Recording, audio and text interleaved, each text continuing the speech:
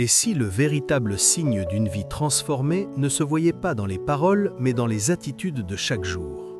Les fruits de l'esprit ne sont pas réservés aux moments spirituels intenses, ils se manifestent surtout dans le quotidien, dans la façon de parler, de réagir, d'aimer et de persévérer. Là où l'Esprit de Dieu agit, il produit une transformation intérieure qui devient visible à travers des gestes simples mais puissants. L'amour se révèle quand tu choisis de répondre avec bienveillance plutôt qu'avec dureté.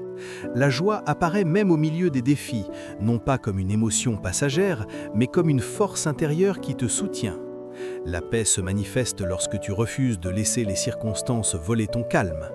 Ces fruits ne viennent pas de l'effort humain, ils sont le résultat d'une vie connectée à Dieu.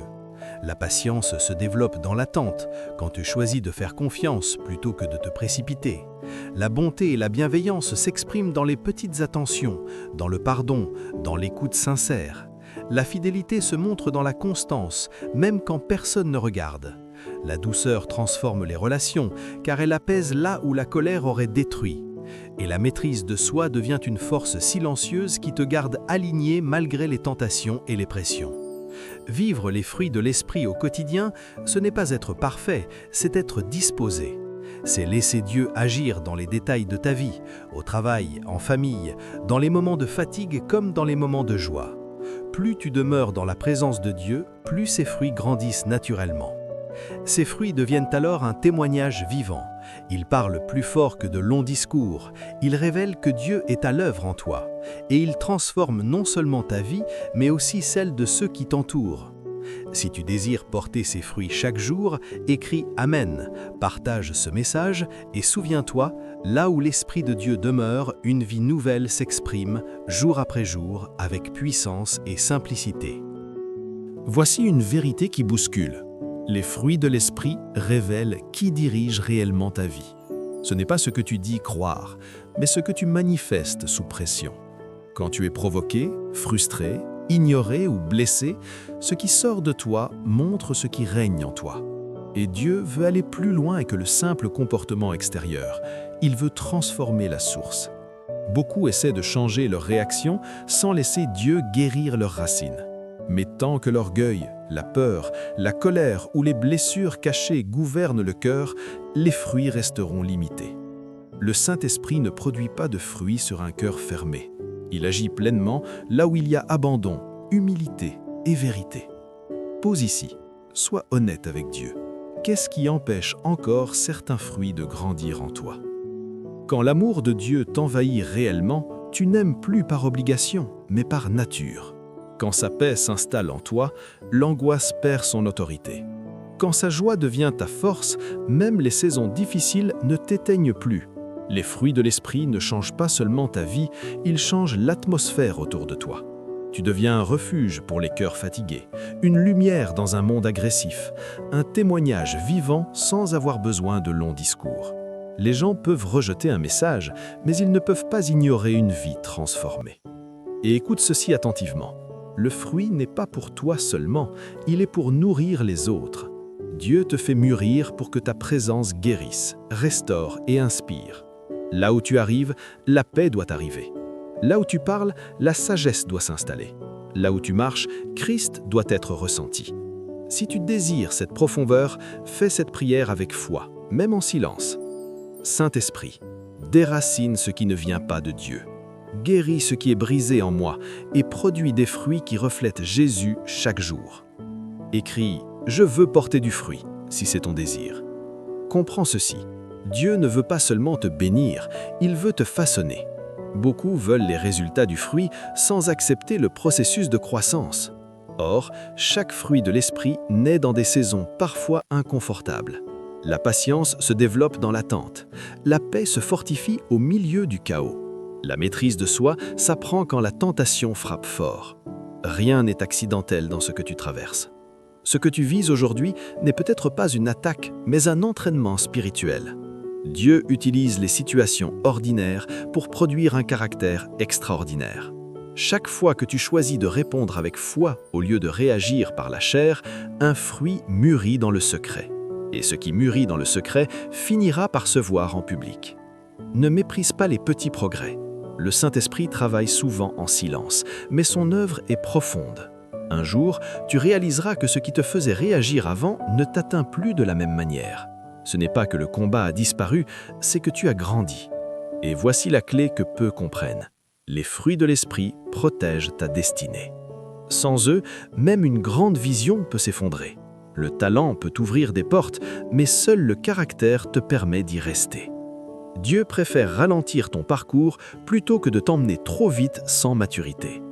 Quand tu portes du fruit, tu deviens stable. Tu ne te laisses plus contrôler par l'opinion des autres, ni par les émotions passagères.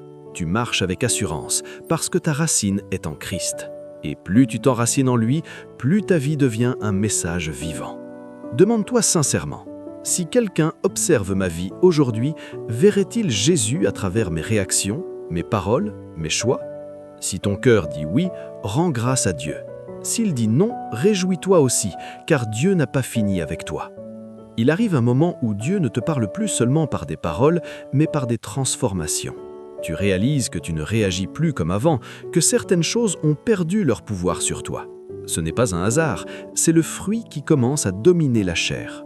Là où la colère contrôlait, la douceur prend place. Là où la peur dictait tes choix, la foi s'impose. Mais sois attentif, plus le fruit grandit, plus l'ennemi tente de provoquer.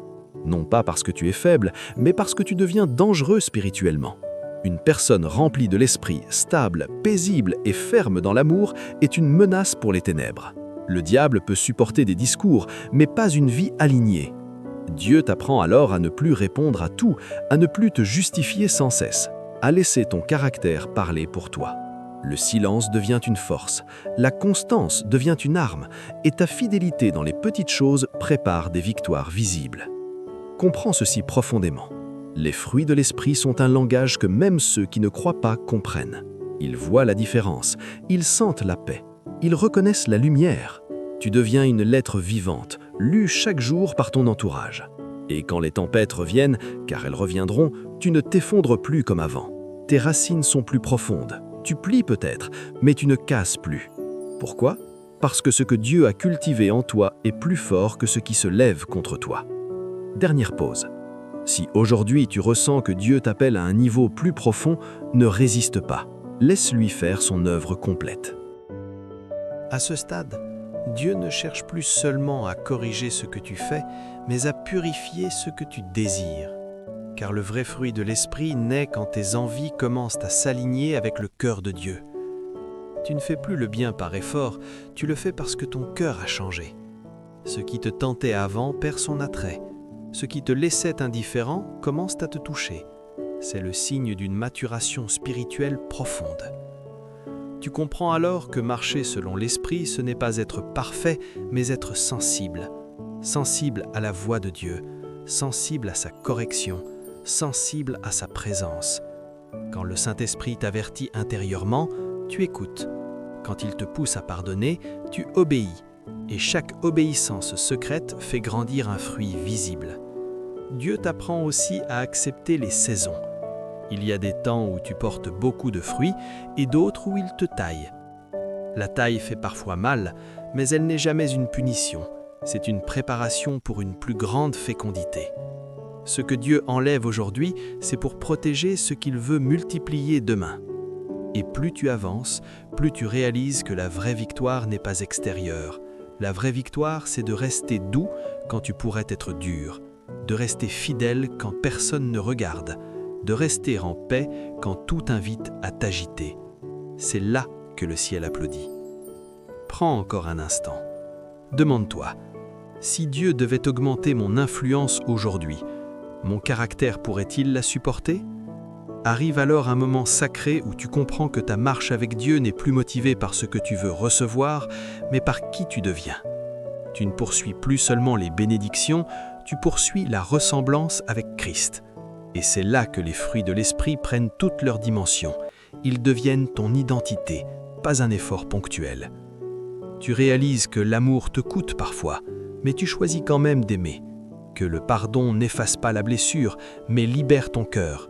Que la paix ne signifie pas absence de combat, mais présence de Dieu au milieu du combat. Ces fruits te rendent libre, même quand les circonstances ne changent pas encore. Dieu t'emmène plus loin. Il t'apprend à marcher par conviction et non par émotion. Les émotions fluctuent, mais les fruits demeurent. Tu ne laisses plus la colère décider à ta place. Tu ne laisses plus la peur conduire tes choix.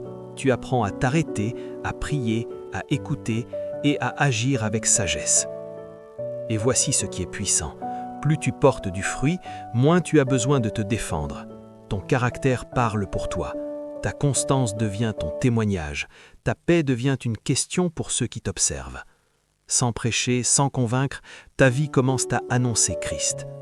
Au final, tu comprends que porter les fruits de l'esprit, ce n'est pas atteindre un sommet spirituel, mais marcher fidèlement chaque jour avec Dieu. C'est accepter d'être transformé lentement, profondément, sincèrement. C'est choisir Christ quand c'est facile, mais surtout quand c'est difficile. Et c'est là que ta foi devient réelle, solide, inébranlable. Dieu ne cherche pas des vies parfaites, mais des cœurs disponibles. Tant que tu restes attaché à lui, même dans tes faiblesses, il continuera de produire du fruit en toi. Ce fruit nourrira ta maison, fortifiera ton entourage et glorifiera Dieu bien au-delà de ce que tu imagines. Un jour, tu te retourneras et tu verras le chemin parcouru. Tu réaliseras que tu n'es plus la même personne, que ce qui te dominait avant ne te contrôle plus, que la paix a remplacé l'agitation, que l'amour a vaincu l'amertume. Et tu diras, ce n'est pas moi, c'est l'Esprit de Dieu en moi. Alors, reste enraciné, reste fidèle, reste humble, car un arbre bien enraciné porte du fruit en toute saison, même quand le vent souffle fort.